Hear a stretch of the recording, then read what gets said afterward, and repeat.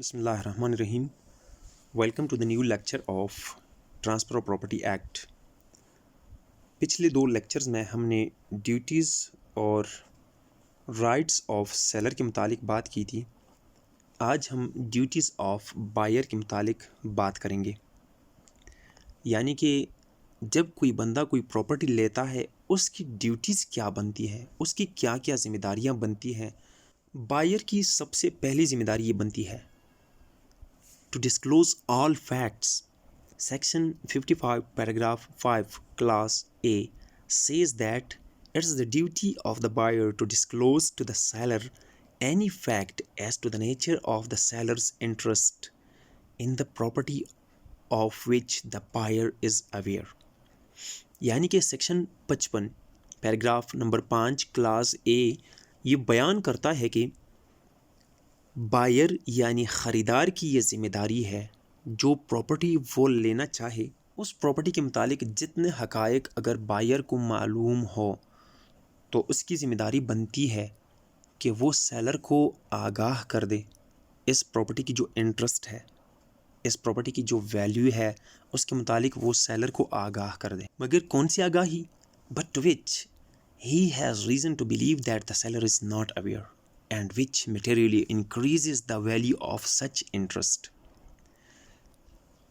ऐसी मालूमात सेलर को देना जिसके मुतालिक बायर जानता हो कि ये जो मालूमात हैं ये मटेरियली अगर सेलर आगाह हो जाएं तो उसको फ़ायदा हो सकता है, मटेरियली उसको फ़ायदा हो सकता है। लेकिन सेलर के पास वो मालूमात मौजूद न हो और बायर के पास कोई जेन्युइन रीज़न भी मौजूद हो कि इस वजह से सेलर आगाह नहीं और बायर को मालूमात हो, तो फिर उस पे लाजिम बनता है कि वो सेलर को सेल का कॉन्ट्रैक्ट होने से पहले आगाह कर दे। बायर की दूसरी ज़िम्मेदारी जो है duty to pay purchase money. Section 55 paragraph 5 class A says that it is the duty of buyer to pay the purchase money.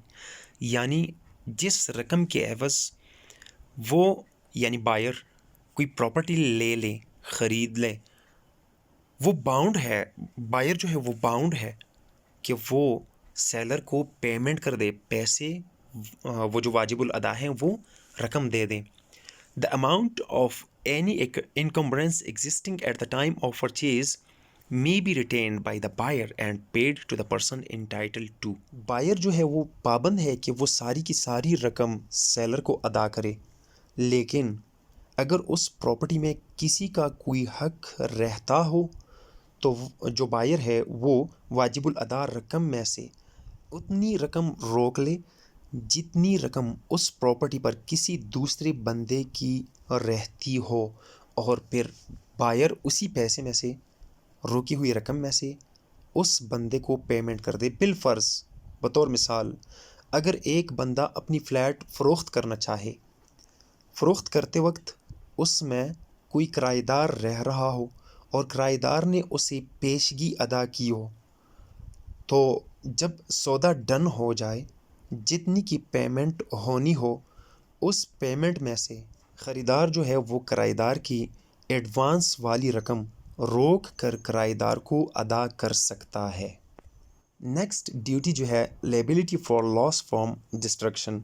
Section 55 paragraph 5 class C says that as the ownership passes to the buyer only by conveyance, so any loss faced after passing the ownership will be borne by the buyer.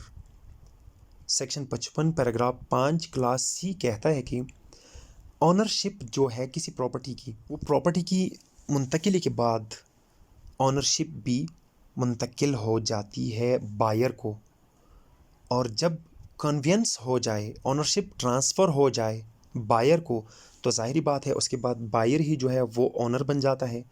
इसलिए convince के बाद, passing of the ownership के बाद अगर कोई loss हो जाए उस प्रॉपर्टी में तो उसकी ज़िम्मेदारी, उसकी लेबिलिटी वो बायर पे होगी। बायर की जो नेक्स्ट ड्यूटी है वो है payment of public charges. Section 55 paragraph 5 clause D says that the buyer after the contract when the property passed to the buyer all the public charges, labor, rent, any encumbrances, money and its interest will be paid by the buyer. जितनी भी charges ownership की मुंतकिली के बाद जितने भी charges आते हैं चाहे किसी भी सूरत में हो, वो सारे चार्जेस पे करना बायर की ज़िम्मेदारी बन जाती है, क्योंकि वही ऑनर बन जाता है। जिस तरह की प्रॉफिट, जिस तरह की रेंट्स लेने का वो हकदार बन जाता है, यानी बायर हकदार बन जाता है, इसी तरह अगर चार्जेस उस प्रॉपर्टी पर आते हैं, मसलन टैक्सेस वगैरह कुछ भी आते हैं, तो बायर पाबंद होगा कि वो उसके बाद चार्जेस अदा करें। ये थी ड्यूटीज़ ऑफ बायर। अब हम बात करेंगे राइट्स ऑफ बायर। बायर के क्या राइट्स हैं, क्या हकूक़ हैं। Rent and profit. Paragraph 6A says that the buyer becomes the owner after completion of the contract, यानी कि जब कॉन्ट्रैक्ट मुकम्मल हो जाए तो जो बायर होता है वही ऑनर बन जाता है।